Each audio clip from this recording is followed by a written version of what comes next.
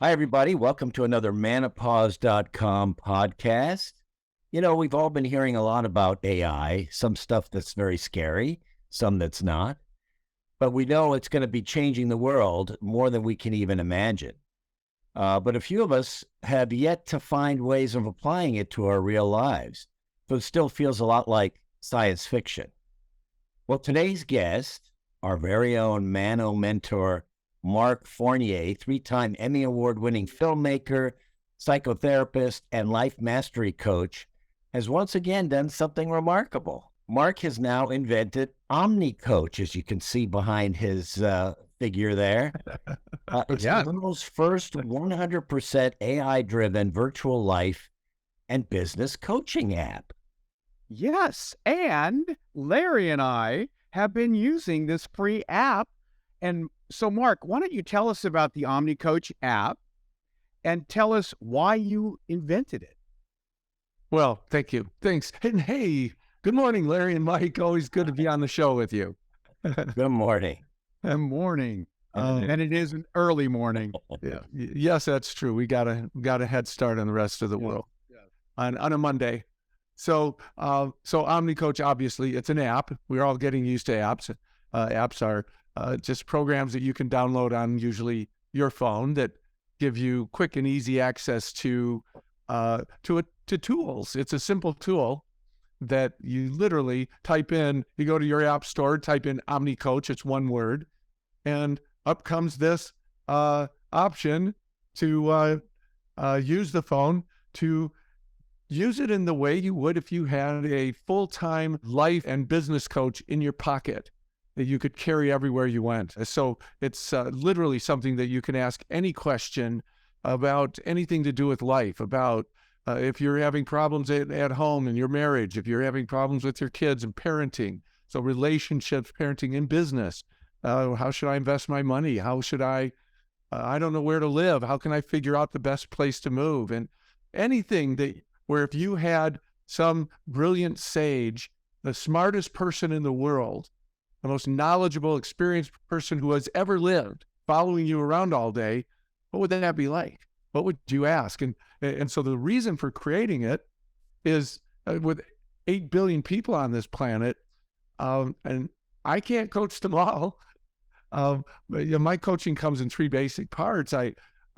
My primary coaching is with high net worth entrepreneurs, executives, leaders, and So Mike and I are out.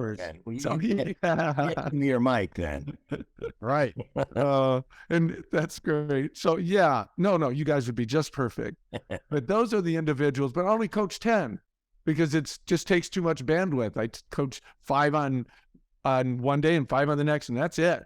Otherwise, I can't keep track of their lives on the level that I'd like. And so then I do this group coaching where I coach a little bit larger audiences. And then I have tools that I share with the rest of the world. But they're mostly ways of supplementing your life. And so for 30 years, I've been asking myself, how can I provide the entire planet? When I first came up with this, there weren't 8 billion people, it was probably 5 or 6. And I kept thinking there's got to be a way to access all of the information, all the knowledge that has ever been gained, we'll say, published to the internet, that has ever been accumulated. And what if the world had access to that, like they do in a Google search, for instance, only it was all designed specifically to answer the questions of your life, and they could have instant access to it, no matter where they were, no matter how much money they had. What if I could make that free? I could provide them with something that could help them build better lives, keep people from committing suicide, help people make better choices in all the areas of their life. And so that was the purpose. It was an altruistic motive. And in fact, I created it through my nonprofit, Do Good. Nice. And we do good by helping others do good. And so how do I do good? It's by helping others become more enlightened, empowered, and self-actualized through access to this kind of information. So let me interrupt you for a minute and ask you a question about, I think most people, including the people who are listening to this or watching it, have a certain opinion about AI, artificial intelligence, right? Uh-huh. And most of the stuff that we're reading about right now, it sounds a little scary. I mean, we all remember Skynet from the Terminator and all this kind of thing, where eventually machines or programs become self-aware to the point where they realize, I don't really need these, bag of bones, right? I can do things faster and better. So, that's a concern, but a more local concern would be, we know, for instance, that Alexa and your iPhone and everything are watching you all the time, right? So we might have a discussion about, whatever, Nike shoes, and next thing we know, there's Nike ads all over our feeds on when we go on our computers. So my issue would be, what if somebody's asking questions to this app, which is kind of exposing information about them that they would normally share with, say, a leadership person or a psychiatrist or whatever, that we know is confidential? How do they know that this app is not in some way making that information known, which could potentially be used in nefarious ways? If somebody's suicidal, if somebody is having an affair, right? How do we know that could not in some way be turned against them? Yeah. That's a great question, by the way. It is, Larry. That's one of the things I love about you. You cut to the chase and you look for the elephant in the room and say, let's climb on that thing. And so, yes, here, of course, I've created this wonderful way of creating a better world. And there it is, and invariably, I'm always asked, yeah, but what about that dark shit? Isn't AI going to take over the world? Isn't AI going to,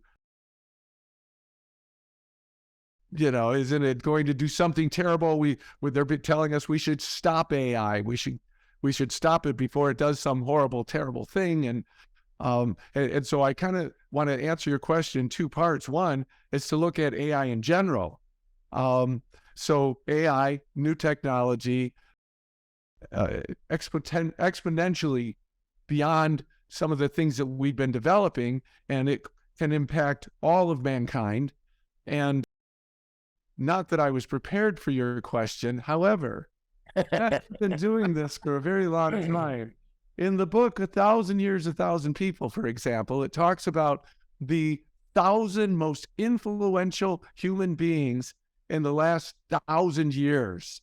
And it's got some pretty amazing people, from Christopher Columbus and Martin Luther and Galileo and William Shakespeare and Isaac Newton, Charles Darwin. Any of these sound familiar? Leonardo da Vinci. I mean, some pretty big hitters, right? Never heard of them, but I'm sure they were important at some point. Albert Einstein. Yeah, on and on it goes. And guess who's at the very top of that list? The top. Mark Fournier. Yeah, that's the next edition. So about 1,000 names the last 1,000 years, top of the list of all these brilliant luminaries, and I mean, it goes on, is Johann Gutenberg. You can tell me who Johann Gutenberg is. Invented the printing press. That's right. You boys have done you went to college and everything, didn't you? Invented the printing press. Let's not answer any of these questions. That's the only thing I learned in college, by the way, but whatever. That's funny. And you learned it on a book that was made possible because of Gutenberg. And so when it came out, they said this would destroy mankind as we know it.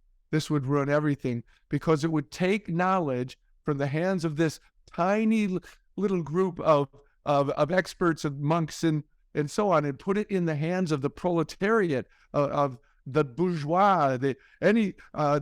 Anyone would have access to knowledge. And how can you control the world if they have access to everything, if they know what's really happening?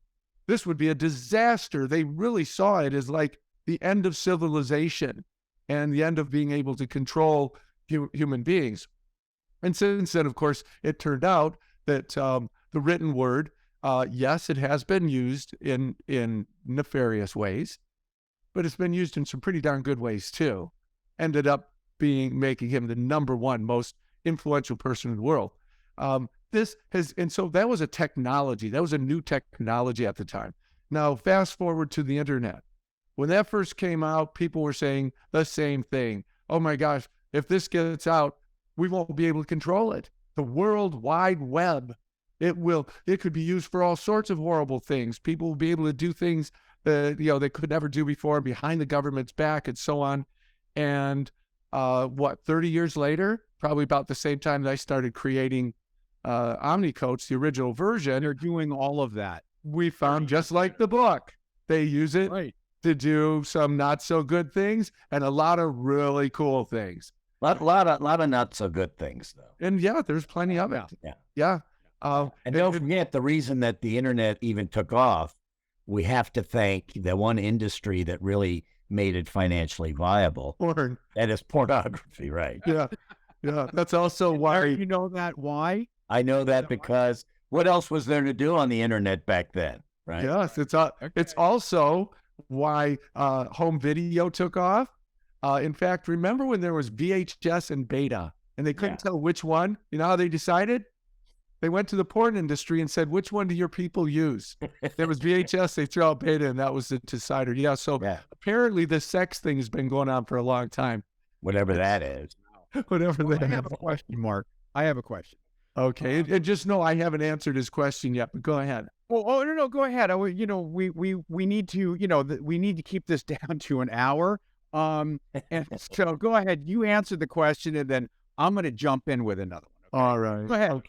So answering his question. And if you don't keep your answers shorter, Mike's going to open that gate and let that lion out. So, Well, actually, I'm glad you mentioned that, Larry, because the truth is, I'm actually in the cage. The lion is free. We say free Leo the lion because we don't like trophy hunters and we love wildlife and we want to protect them. So this is a statement on that. I'm in the cage. He's out. Nice. All right. Anyways, I love that. Clear that up. Back to AI. Okay. I love it. I love the paradigm shifts, and perhaps we'll have a paradigm shift or two today. So to shorten my answer, I'll say, beginning with the printing press, the technology, and then the internet, they can be used for good, for bad. Now that was Steve Gutenberg, right? Steve Gutenberg? Yeah, the actor. Yeah. You and I saw him. You and I saw him at the pancake restaurant one day. I can't remember the name of it, but anyhow, long story short, in Hollywood. Now comes along the internet, or comes along AI, and they're saying the exact same thing. This could be used for all sorts of terrible things. It's, again, the latest, greatest technology. And I'm saying just connect the dots, just like the others. Yes, it can be used to do some dark things, and it can be used to do some great things. And, oh, by the way, it will be. So the question for us is always going to be the same thing. Do we eliminate anything that has the potential for doing something bad? And lose out on all the possible good things? Or do we do the best we can to make the most of it and jump on all the opportunities? I mean, look at human beings. Well, then we'd be wiped off the planet because we have the potential of doing bad things, but we have the potential of doing good things. If you've ever seen the movie with Keanu Reeves, The Day the Earth Stood Still, and he comes to decide whether to wipe out mankind because we're like a virus. That was a remake, by the way. Pardon? That was a remake. Yes, of course it was. Yeah. But it's the one I thought most people would be more likely to recall. But and they decide to leave us, let us live because we do have the potential for doing good. So in this case, AI technology, when they're saying we need to stop it, forget it. Look again, connect the dots. You can't stop it. It's the cat has been let out of the bag. All you can do is make people go underground. You will not stop it. I love the reasoning for Elon Musk and all the great tech sages saying we need to slow it down, we need to stop it, but it's too late. So now what do?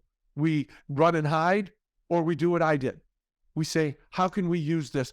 Do so many good things with it that it outweighs the bad, and that we end up just like with the internet and the book saying, but it was worth it. Yeah, some bad things happened, but it was worth it.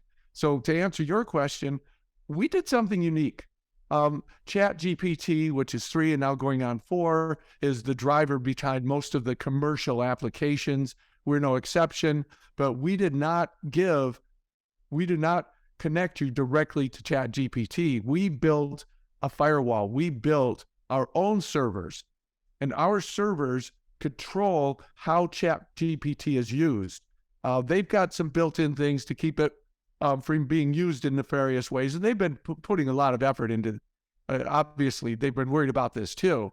But then we put in ours on top of theirs, and that means for starters, your information can't get past us. It doesn't go to chat.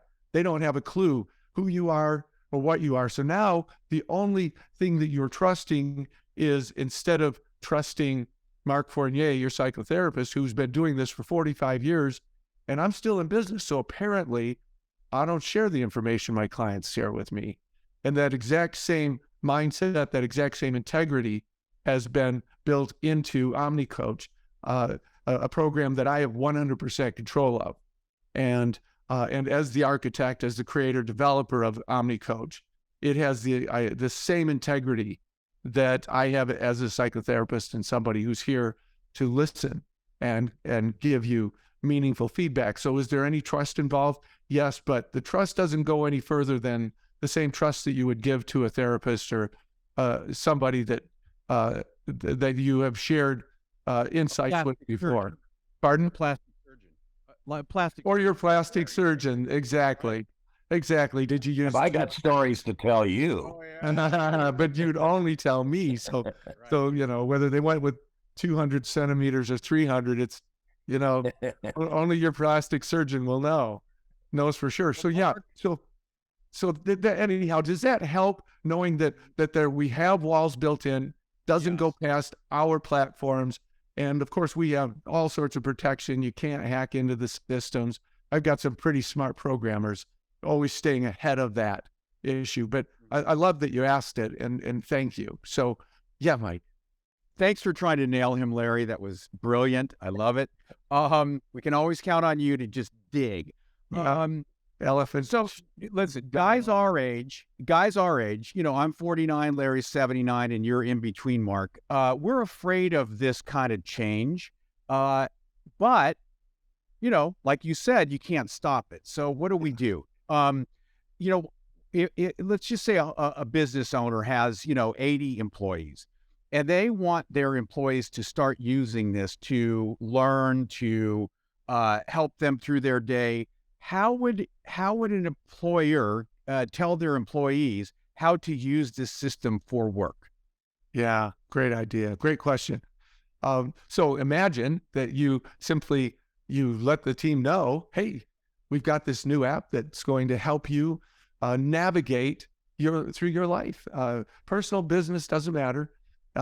It's not just a search engine. It's designed specifically to help you get the answers to just about anything you can think of, and it's free. And we'd love to share this with you, and we'd love to encourage you to use this to help you make better choices and to create a happier, more fulfilling life.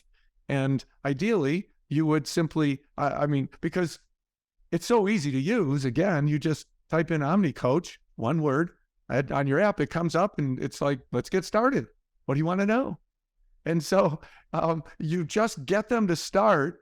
And at first, what we found is people start just because it's a novelty. And it's like, whoa, check this out. And we have some other things that hopefully we'll have time to touch on. The fact that you can either ask OmniCoach, which is the aggregate of all of knowledge combined, funneled into a singularity. What would every single one of the greatest minds of all time, what would they all agree on? Now, that's an answer no single human being has got the bandwidth to provide. So it is theoretically would be the most brilliant answer you'll ever get. But you can also ask an individual. You could ask Einstein or Jesus or Edison or Mike Esrig, Larry. Right. You could ask Gandalf the Grey. we've designed it so you can have fun with it too. And so anything you can do as an employer to get them engaged, get them using it, is usually how it gets started. And at some point they start realizing, holy cow, this could save my marriage. This could help me get my kids off drugs. This could help me, figure out the answers to every question I've ever had about creating a better life and career. You just have to get them started. A tutorial for this? I mean, on your website, you have that already, right? Do you show that, or we're actually we're actually creating one, but we haven't been in a hurry because it's so simple. It's like giving you a tutorial on how to use the toilet. You sit, you flush, okay, but all right, hold on for a second. So you ask Google a question, right? And Google gives you a list of a million answers, and you got to scroll through it, and you got to do all of that. Yeah. Yours, I guess, cuts right to it and gives you one answer. Yes. No. Our searches like Google, but with the chat, but with Chat GPT, the AI, it searches everything in milliseconds, and then it compares all of their answers, and then it finds out that of the 10,000 answers out there, that there's all of the most brilliant people who have the most feeds, who have the greatest, who are the most respected, or links and so on. And then it starts to go down from that until it finally finds out, well, you know what? The largest percentage of them would say this. And then it takes that and it breaks it down into a very brief, like a one, you almost rarely even have to scroll answer. And behind the scenes, I've programmed it so that it'll not only answer your question, but then it follows by saying, because it is a coach, by saying, and these are the steps, and the following, you could take the following steps to better understand and apply these answers to your life. And so it's not just information, it's also, and here's how you can use the information. Step 1, do this every day. Step 2, do this every day. And so that it's a pretty legit coaching structure. So do you see this more as a supplement? So for instance, one of the things when you go for counseling or coaching or whatever, one of the major components is if you don't have somebody who's a good listener, it's probably not going to be a good experience, right? Because it's not all about going to somebody and saying, tell me what the fuck's wrong with my life, right?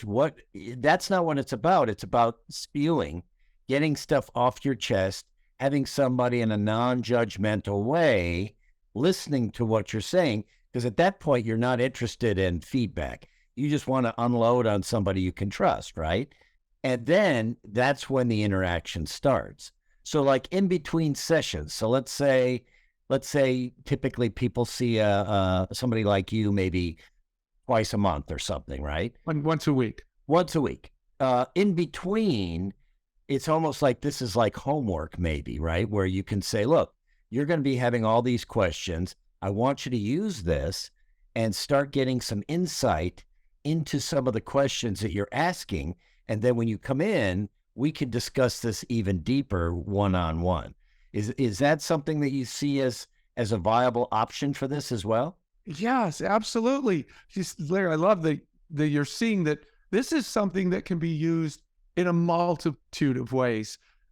There will be, first of all, my housekeeper says she's a life coach. My landscaper says he's a life coach, okay? So basically, people have gotten the idea that all they have to do is give advice. And what's advice based on? Their personal life experience. Right. It's a pretty limited feedback. Yeah. And so what this will do, because people have asked, are you going to put coaches out of business? I mean, how far can this thing go? And the way it will actually work is it can replace those who have no business giving personal advice and causing more trouble than they're helping. Those people, just like when in the big 2008 real estate boom, bust. By 2010, something like 75 or 80% of all the mortgage brokers and realtors were out of business. because these were people who were just, they're just hobbyists. They didn't really have their job down. They didn't really know what they were doing. But the ones who were the experts and the pros, they stayed in business and then flourished and became, and they leveled up the entire industry. Now it was, you've got to be an expert if you want to not only get in this business, but survive. So this will, people have been referring to this as a disruptive program and a game changer, and it will be in some capacity. It will not put coaches out of business, except the ones who don't have any business being in this field. But the rest of them, well, for one, they'll use the tool themselves. I could literally be coaching with you, since most of the coaching is just over the phone. They don't see what you're doing. You could ask me a question. I could literally hold the phone up to the phone up to the phone, my phone. I mean, I could literally be listening to your question and hit search, and within 5 seconds, OmniCoach has given the most brilliant answer that I could ever give you. And I can literally say, well, here's what I need you to do. Now it's not advice. Now it has become a device to help the coach give better, more powerful feedback. It sounds like the Wizard of Oz, where the curtain got pulled back and there's and the levers around, and they're like doing much of anything. Well, and then there will be those who just go straight to OmniCoach, get the answers for themselves. But you mentioned something really important. Coaches play different roles. One role is to provide useful, powerful, meaningful advice, we can call it. They can't touch this. I can't touch this. I created a device that's smarter than me. But that doesn't mean that they don't still have a role, because we all know what an accountability coach is. That's the person who, if you're working out, it's the guy who bangs on your door at 6 a.m. and says, get your ass out of bed, we're going for a run. And the one who calls you at halfway through the week and says, hey, how are your assignments going? So those people still have a role. They can focus more on doing what they do best, which is being the shoulder to cry on. Okay. I mean, that has value, but it's not really the ultimate coaching isn't just being somebody for somebody to have a shoulder to cry on. We have, that's what, our drunk buddies at the bar are for, right? That's what bartenders are for. Right. All right, I'll have another drink. And oh my God, did I tell you? So you'll have those people throughout your life. I hope you have friends that you can share your issues with, but your friends can't compete with this. Your friends are doing the best they can to give you feedback that's hopefully useful. But again, it's one insight from one guy who had a really bad experience, and he's going to say, leave the bitch. Get out, because he happened to have a bad wife. And it's not going to suggest anything about, well, have you tried these 5 steps to keep your marriage strong? So that's the way it's going, why it's not going to put them out of business. The coaches will start using it more. And people will simply use coaches in a different capacity, not for as much for advice as for support and for that accountability. So you mentioned asking famous people a question, right? Well, if you ask The Rock about something that he would have nothing to do with, he would not have any knowledge of, let's say, construction, right? You ask a construction question, but you wanted the opinion of The Rock. How would that come out? Yeah. So what great questions. I just love working with you guys. You never ask the same question that anybody else ever asks The Rock. So what's happening as it's shifting from ChatGPT 3 to 4, it's getting more and more clever. But what it does right now, we've been working day and night on this thing for ages, is it goes out to the internet. It will find everything that has ever been written by The Rock and everything he has ever said. It will create a profile in seconds. This is what Dwayne Johnson, what he feels about life, his various characters, the ones he chooses, and it will literally get a sense of who Dwayne Johnson is and how he feels about things. I mean, does he lean to the left, to the right? And it will figure out what would he probably say. And of course it says Dwayne Johnson would most likely, would probably, Right. because we want you to know this is a simulation, and because I don't want to be sued. So, Right. and in that case, it would say something like Dwayne Johnson Dwayne Johnson does not appear to have have any experience in the construction field, has never never shown any interest or any blah blah blah. It'll say that he's probably not going to have really great information. However, and then it will divert to OmniCoach, and it will still give you in the movie Skyscraper, he knew all about the security of okay, and it may very well and jumped into the building from a crane, and then realized that even though the thing was on fire, it wasn't going to collapse. So there's some, you know what, and actually, because we've had to do that sort of thing where it's found some obscure reference, and it may say, however, based on some of his movie roles, he may have said, make sure that your building is structurally sound. The foundation is the most important thing. And so it does speculate. It even provides quotes. It may make reference to his wife and how she felt, but it keeps it short. And ultimately, though, because even though we know they may be asking about Dwayne Johnson for fun, we still want you to get some coaching. So after it says he either, doesn't know jack shit about this, but he would, but if he did, he would probably, and then it will give you very salient, meaningful, useful OmniCoach feedback. So you always get something useful. But GPT-4 is learning how to extrapolate even further. It can take less and less information about somebody and come closer to giving you that answer. Amazing. And Now, some of them are right on. Go Being ahead. in the earthquake business that I'm in, The Rock knows all about earthquakes because he starred in San Andreas. Okay. Yes, he did. Oh, it was a great role. Right there. very realistic. Yeah. Yes, it was so realistic. So, just to kind of wrap this up for people so they kind of know what we're talking. I mean, there's Chat GPT, which I've used. I actually was with a writers group that I'm with, and they didn't believe that it could do what it allegedly can do. Yeah. So we asked it sort of a ridiculous question. We said, write a Shakespeare sonnet about sushi. Oh, yeah. And in literally, like you say, probably 3 to 4 seconds was a 3-paragraph, totally Shakespearean sonnet about An iambic pentameter. Yep. amazing, right? Yep. So it's fun to play with stuff like that.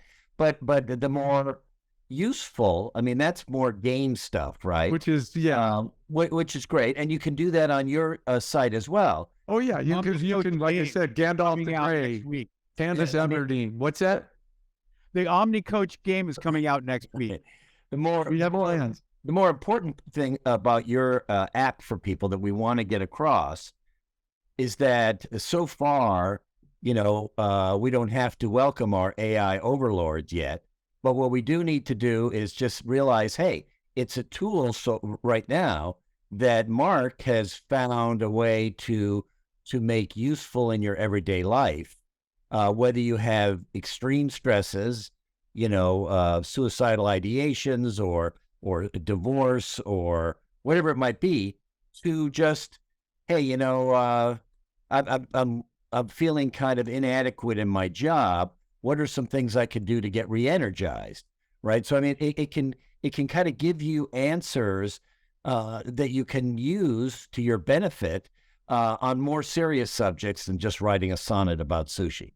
Larry, You could ask, I'm feeling inadequate in bed. How do I? Well, first of all, you have to have a partner.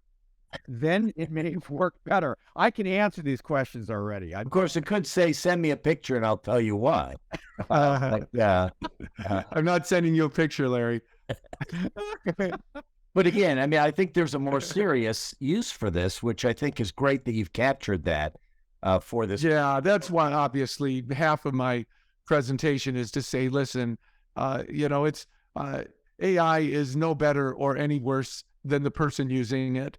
But we have another firewall, which I think is really important to put in there for those who are still concerned. I don't want OmniCoach telling me how to raise my kids or answering my daughter's question who's overwhelmed and depressed when she calls and says and asks how the best way of committing suicide.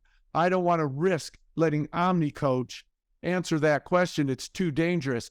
Well, the way I got around it is you're not talking. I don't want AI doing that. You're not talking to AI.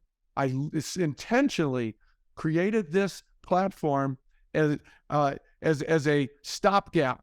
You're talking to OmniCoach. OmniCoach is talking to ChatGPT. It then filters everything it says and puts it in a different context based on all of our programming and then answers your question. But best of all, what we're using OmniCoach for is ChatGPT isn't answering a single one of your questions. Human beings are. All the humans who've ever lived, your question is being answered by Jesus and Socrates and Muhammad and Homer and Epictetus and the greatest and Freud and Carl Jung and all these brilliant minds. It's sifting through until it creates a singularity. And this answer came from human beings. So we have done that to make sure that no matter what AI is doing, you're actually not at jeopardy, in jeopardy of being misled by an artificial intelligence that doesn't know what the hell it's talking about. It's just being used to help us get the best answers from human beings. That to me it's part of our patent, is one of the things that makes it so unique. Because it's not that I don't trust AI, it's that I understand it. I understand that it's capable of saying things that I don't want it to say. But I know what Plato would say, and he's cool. Well, careful about using the word singularity, because anybody who's ever read Ray Kurzweil's book, The Singularity is Near, that's a doomsday word when it comes to AI. So the idea that they will eventually become more useful, intelligent, and even maybe sentient to the point where they figure out they don't need us. But that's not what OmniCoach is. OmniCoach is an app that you can download for free, and then you can start asking questions, either specifically with famous people if you want an answer that way, or more serious stuff about, hey, how do I deal with this, or what are the best ways to do this? Now tell us, so when somebody does that, and you have to log in, I guess, so what happens? Is it free all the time? Can they ask endless number of questions, or how does that work? Yeah, because people are saying, well, if it's free, how do you even stay in business? Right. And keeping in mind that this is all being done through my nonprofit, because this is my way of saying, I want to make a difference. And I feel like you want to change the world, you need to elevate mankind's level of consciousness. And so this is one way to help create a world with more enlightened, empowered, and self-actualized people by giving this kind of knowledge. And so it had to be free, because most of the people who need it aren't people with PhDs and and psych degrees from Stanford or whatever. It's people who maybe make $20 a week. And I wanted them, if you have access to a phone, you've got access to all of the answers you could hope for. So the way we pay for it, because I have to pay ChatGPT for every single question. So the way I just borrowed it from Pandora. You like the music? Play Pandora. You don't want to pay anything? Every 5 songs, a little ad pops up. And that ad is what keeps them in business. You don't want the ad? Pay $9 a month and for a prescription and subscription, and you don't even have to listen to the ads. And so I just took their business model. So you ask 5 questions, little ad pops up. Hit the X, it goes away, 5 more questions. And that was our way. But if it ever actually makes money, the money's all going to do good anyhow.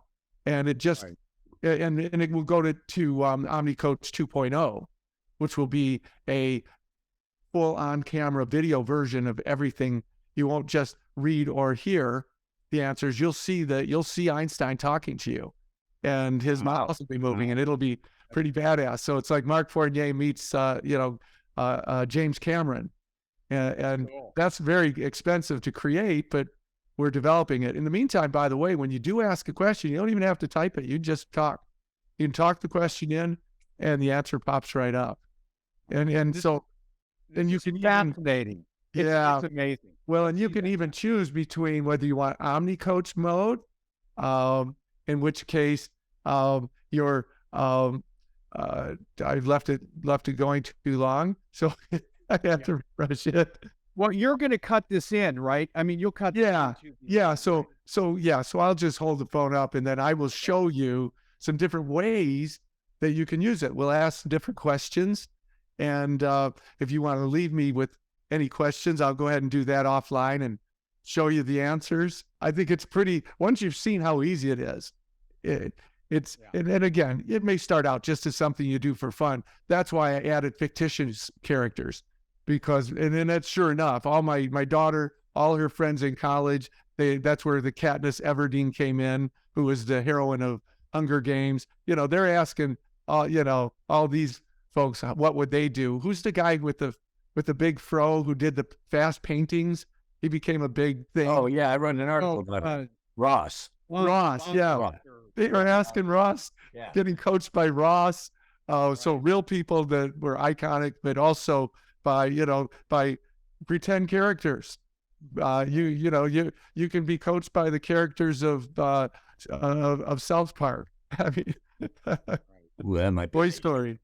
Yeah. Great. And so Larry and you could go on and on and on with this, but we have to go make money now. So we're going to wrap this up. This is absolutely fantastic. I do want to have you come to our company and talk about this, so you can get a lot of people on your app immediately, because it really is great. And I think we could do this again and again. So as you create these new 2.0 and all the other ones that you're going to be creating, we want to be the first to talk about it. It's my pleasure, and you are the first. I saved the very first launch interview for my buddies at Menopause, and so it's all you. And why don't you, after you get off this call, go to OmniCoach and tell them who you are, tell them about Menopause, and ask how can we monetize our company most effectively. And how can we get this last 35 minutes of our lives back? Would you? But no, if you want more information on Mark, by the way, he has other videos on our website, menopause.com, or you can just go directly to his site, which is limitlesscoach.com. And there's way more information there, not only about OmniCoach, but all the other endeavors and things that Mark does. So yeah, thanks so much, Mark. This is groundbreaking stuff, and I'm sure we'll have you back as this kind of grows and matures and evolves. And again, at least from this point of view, people should not be afraid of this AI technology, because these are the good ones. And so this is stuff where you can actually benefit from by using it. So thanks again, Mark, for being with us. I love Mark with you guys. My pleasure. All right. Namaste. Bye-bye.